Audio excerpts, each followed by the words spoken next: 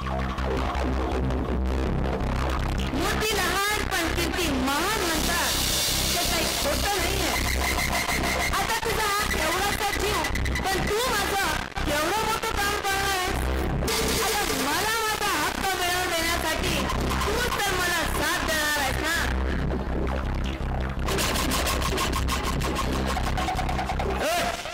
क्या करे तू? अरे हे जहरची बाटली म्हणजे का तुला काय वाटलं? त्या धीरजताई तू आत्महत्या निघाल वाटलीस तू स्वतःला? मूर्ख आहेस तू. मी आणि आत्महत्या? अरे ते धीरजची प्रॉपर्टीसाठी मी आत्महत्या करणार नाही.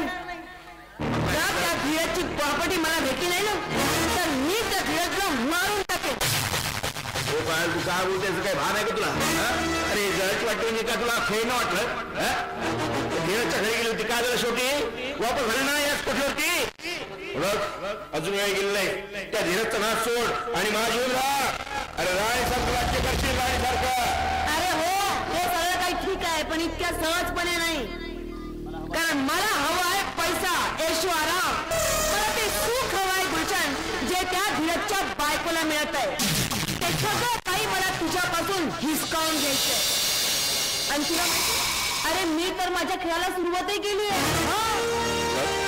मतलब त्या धीरजला मी त्याच्या बायकोपासून आणि त्याच्या घरापासून वेगळं केलंय. वारे पाहाल तेरा खेळ. अरे मी तर तुला खूप हुशार समजत होतो, पण तुला एकदम बुद्धू निघाली, बुद्धू. म्हणायचं काय तुला? तो धीरज जर इथून राहिला ना तर त्या लक्ष्मीदेवीला मी चांगला ओळखतो. ती धीरजला संपत्तीपासून बेदखल करेल. आणि असं जर झालं तर मग तुझी हालत धोबी का कुत्ता ना घर का ना घाट का असेल. आणि त्यानंतर हा गुलशन सुद्धा तुझी साथ देणार नाही, लक्षात ठेव. गुलशन असं काहीच होणार नाही आणि ही पाळत असं काही होऊही देणार नाही. अरे तुला मी हवी आहे ना, मग मी तुझीच आहे. असं उतावळ्यासारखं कशाला करतोयस तू? पण हे बघ, काही दिवस तू मला माझ्या मताप्रमाणे मधामध्ये आडकाठी बनण्याचा प्रयत्न करू नकोस. तुझी ही लाडी गोळी माझ्या लक्ष देत आहे. युदे सगळं ते धीरजला, त्याला सगळं काही तुझ्याबद्दल सांगून टाकतो आणि हा प्रश्न एकदाचा काळाचा निकाली काढून टाकतो. काय साध्य होणार आहे? काय साध्य होईल? अरे जो माणूस स्वतःच्या बायकोवर विश्वास ठेवत नाही, तो तुझ्यासारख्या गुंडावरती विश्वास ठेवेल का? आहे क्या बात समज में? चल निघ आता इथून. धीरज बाबू यायची वेळ झाली आहे आणि मला नाही वाटत की माझा तू त्याच्या नजरेसमोर आलास की माझा सगळा खेळ बिघडून जाईल. हे बिघडणार नाही, मी सांगतो तसं कर. उलट खेळामध्ये मजा येईल. तू असं दाखव की मी तुझ्यावरती जबरदस्ती करतोय, तुला जबरदस्तीने नाचवतोय. उसके बाद देखना के साथ मैं क्या खेल करता हूँ. फक्त तू नाचायचं आणि दाखवायचं की मी तुझ्यावरती जबरदस्ती करतोय. ठीक आहे, तू म्हणतोयस तर मी तुझ्याच मताप्रमाणे करते. पण हे बघ गुलशन, फक्त एक वेळा मी तुझ्या मताप्रमाणे वागत आहे, यानंतर मी तुझं ऐकणार नाही. खेल को शुरुआत तो खेल चालू करने से पहले थोड़ा सा दारू शारू तो हो जाने को. मला माहिती आहे तुला लागणार आहे, म्हणून माझी तयार करून ठेवलीच आहे. घेऊन येते. क्या बात है.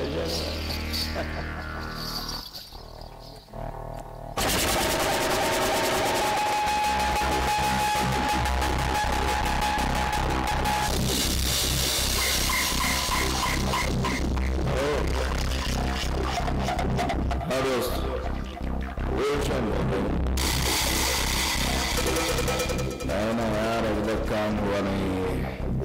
प्रयत्न करून बघितलं पण साली ये और बड़ी पहुंची हुई चीज है यार. नहीं लेकिन अपन इतनी जल्दी हार मानने वाले भी नहीं. कुछ भी हो जाए अपन हार नहीं मानते. आता बघ तिला सरळ त्या धीरजच्या घरातच पाठवतो. ती तिच्या घरामध्ये गेली हे घेतलं लक्षात. चिंता मत कर, काय हो ना काम हो जाएगा. तुझी यायची वेळ झाली आपण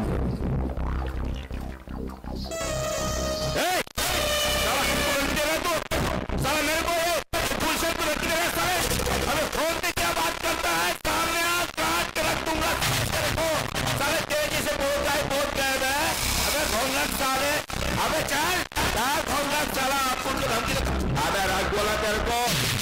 सामने आके बात करना मेरे से, सारा हराम का पिल्ला, मेरे को इनका धमकी, हराम जादा।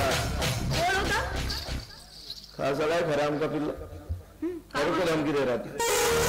भाग्यशन असं धमकीला भीक करत नाही, तुला जमत ठेवतं तुझ्या विमान नाच, आम्ही तुझा नाच कणं ऐकायला आलोय। आज बोला तेरे को,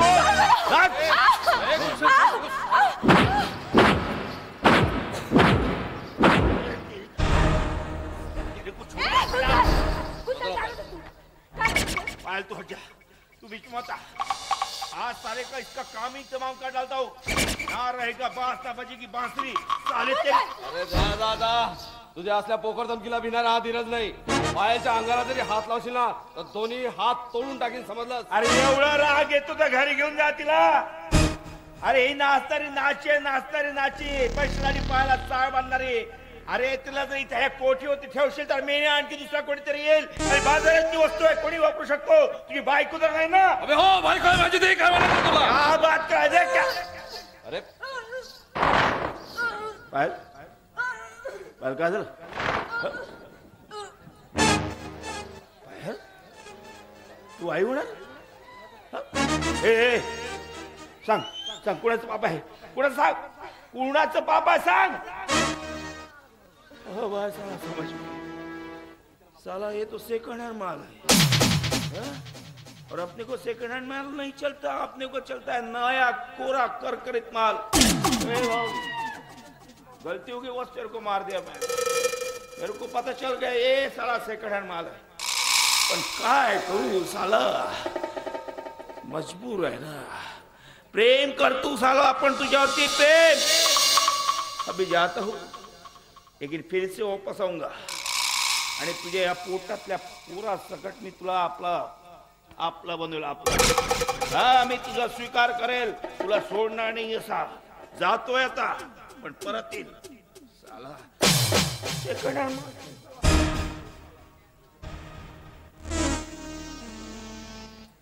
म्हणजे पायल तू आई होणार आहेस? बोल बोल, कुणाचा पाप आहे ते? हा, आणि काय काय या धीरेंद्र तुला काय कमी केलं? तो काय कमी केलं तुला? नादेश बाबू, मी हात जोडून तुम्हाला विनंती करते, तुम्ही याला पाप म्हणू नका। अहो, हे पाप नाहीये, हे तर तुमच्या आणि माझ्या प्रेमाची निशाणी आहे, माझ्या आयुष्यभराचा सहारा आहे धीरज बाबू। पायल काय बोलतेस तू? भान आहे का तुला? हो धीरज बाबू, आठवा तो दिवस, अहो त्या काळ्या कुठं रात्री तुफान पावसामुळे तुम्ही घरी जाऊ शकला नाही, आणि त्या दिवशी ती रात्र तुम्ही माझ्या बरोबर घालवली होती, आठवते तुम्हाला? त्यावेळेस तुम्ही खूप नशेमध्ये पण होता। अगं हो, आठवलं सगळं मला। त्या दिवशी मी नसत होतो, पण तू तर नशेमध्ये नव्हती ना, त्यावेळेस मला अडवायला पाहिजे होतं ना। तेवढी हिंमत नव्हती माझ्या मैत्रिणीची। हे बघा, पण तुम्ही घाबरू नका, मी या बाळाला जन्मच देणार नाही, मी याला माझ्या पोटामध्येच मारून टाकेन। तुमच्या बरोबर ती रात्र घालवली, ते पाप मी केलं, आणि त्याचं प्रायश्चित पण आता मीच करेन। तुम्ही घाबरू नका धीरज बाबू, मी तुम्हाला काही सोडणार नाही। पायल तू असं काही करणार नाही, काही करणार नाही। मग बिन बापाचा लेकरू म्हणून मी याला समाजामध्ये जन्माला घालू का? कारण मला सगळं माहितीये की तुम्ही माझा स्वीकार कधीच करणार नाही, आणि मला तुमची रखेली बनून राहायचं नाहीये। नाही पायल, नाही, तुझ्या पोटात वाढणारा गर्भ हा माझा आहे ना। अगं आपल्या प्रेमाची निशाणी आहे ना ती, मग त्याचा हा बाप जिवंत असताना तो बाळ कधी बेवारस होणार नाही, आणि असं जर वेळ पडली ना तर लग्न करेन मी तुझ्या बरोबर, लग्न, समजलं?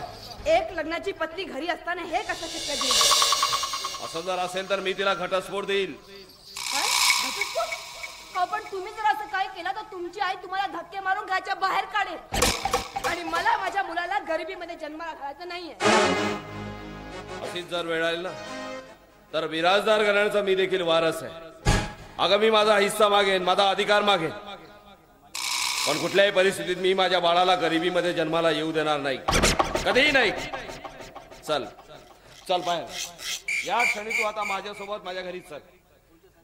खरं तर त्या गुलशन सारख्या गुंडाच्या सानिध्यात आता तुला आणि माझ्या बाळाला मी इथे राहू देणार नाही। चल। नाही धीरज बाबू, आधीच त्या घरामध्ये एकदा माझा अपमान झालाय अगं पण आणि आता पुन्हा मला माझा अपमान करून घ्यायचा नाहीये. जोपर्यंत मला माझा हक्क मिळत नाही तोपर्यंत मी तुमच्या घरामध्ये पाय ठेवणार नाही.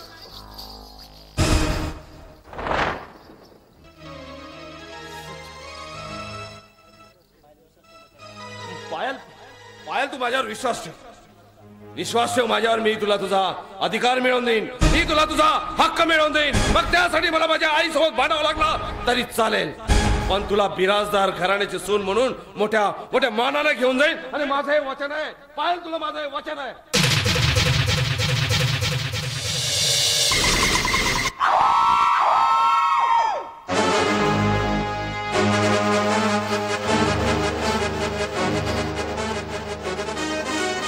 अब लगा सही तीर निशाने.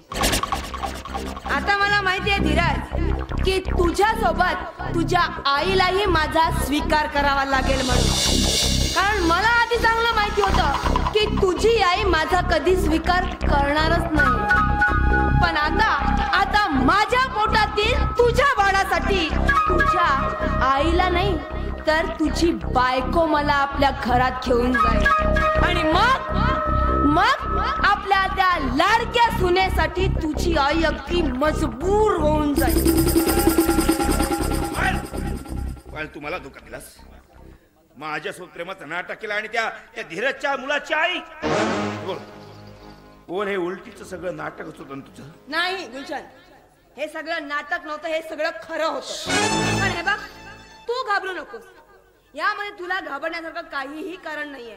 तुला पैसा हवाय ना? अरे वाटेल तेवढा पैसा देईन मी तुला. फक्त एकदा मला त्या घरामध्ये प्रवेश तर करू दे, मग मी तुझ्यावरती पैशाची बरसात करेन. काय या गुलशननं आपल्या आयुष्यात खूप स्त्रिया बघितल्यात, पण तुझ्यासारखी नालायक, नीच आणि हलकट स्त्री मात्र अजूनपर्यंत बघितली. गुलशन, तोंड सांभाळून बोल आपलं, कळलं? तोंड सांभाळून. अरे कोण आहेस तू? हा कोण आहेस? एक रस्त्यावरती फिरणारा टपोरी गुंड? अरे माझ्या ताटाखालचं मांजर आहेस, मांजर. या पायाला धमकी द्यायची नाही गुलशन, समजलं? अरे 12 गावचं पाणी पिऊन या शहरामध्ये आली आहे मी. आणि तुझ्यासारखे गुंडे या पायाच्या दरवाजामध्ये तिची रखवाली करत बसतात. अरे वा रे वा, 4 प्रेमाचे शब्द काय बोलली मी तुझ्या बरोबर, तर तू त्याला प्रेमच समजून बसलास नाही. पण ही पायल कुणावरती प्रेम करत नाही. आणि जर का ती प्रेम करते तर फक्त पैशावरती प्रेम करते. म्हणजे माझा गेम तू माझ्यावरतीच उलटवणार हा?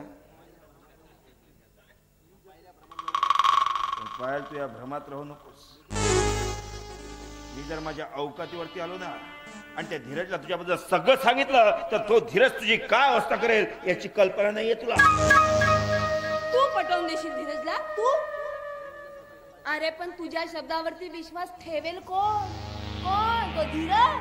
अरे जो माणूस आपल्या बायकोवर विश्वास ठेवत नाही तो तुझ्यावर विश्वास ठेवणार आहे का? मूर्खासारखा बोलतोय. या पायला तू अजूनपर्यंत ओळखलं नाहीयेस गुलशन. अरे पैशासाठी ही पायल काहीही करू शकते, काहीही, अगदी धीरजचा सुद्धा खून करू शकते.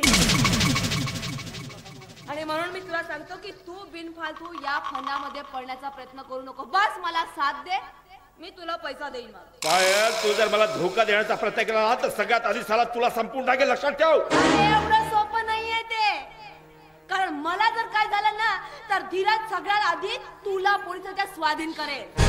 आणि त्याचं कारण असं आहे गुलशन की आज या कोठीवरती मला त्रास देताना धीरजने आपल्या डोळ्याने पाहिलंय. अरे म्हणून तर तो मला आपल्या घरी घेऊन चाललाय ना. आई क्या बात समज में? हा? आता निघ इथून. आणि मला जर साथ देणार असशील तर माझ्या या कोठीवरती यायचं, नाहीतर माझ्या या कोठीच्या आसपासही भटकलास ना संपवून टाकीन तुला. आणि मला माहिती आहे की तू मला साथ देणार आहेस म्हणून. साथ क्यों नहीं दूंगा जाने म्हणते. अरे मैं तो भी मजाक कर रहा था, तू काय को इतना टेंशन लेती रहती? मजाक? नहीं तो क्या? अरे मैं भी तो मजाक कर रही थी ना. अरे सारा तेरा भी समझ में नहीं आता है. कहाँ के कहाँ पे चली गई थी बात. मैं तेरे को मार सकती हूँ क्या? मैं तो तेरे को चाहतो निघ आता. आतो पण पैसा हातात आल्यानंतर मला विसरजो नको हं? नाही नाही, तुला कसं विसरणार आहे मी? तू तर माझ्या खेळातला पहिला मोर आहेस, तुला कसं विसरणार क्या आहे? बात है सारा तू गेम करती है मैं गेम करती समझ में नहीं आता हाँ तो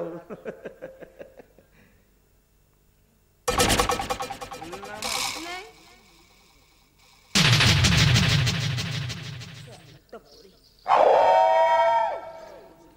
खरं जर पाहिलं ना तर माझ्या मार्गातला सर्वात विषारी काटा जर कोणी असेल ना तर तो हा गुलशन आहे, गुलशन.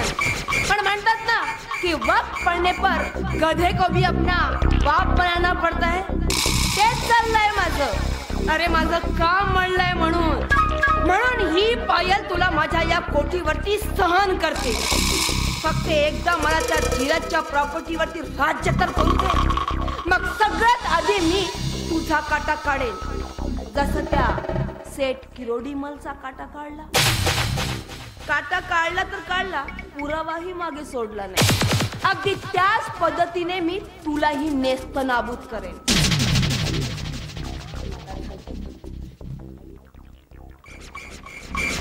चल बेटा, आता तूच माझ्या या डुबत्या नावेला किनाऱ्यावरती घेऊन येणार आहे. आता तू मला त्या बिराजदार घराण्याची सूनेचा मान मिळवून देशील. आणि आता बिराजदार घराण्याची सून बनण्यास मला कोणीच रोखू शकणार नाही, कोणीच नाही.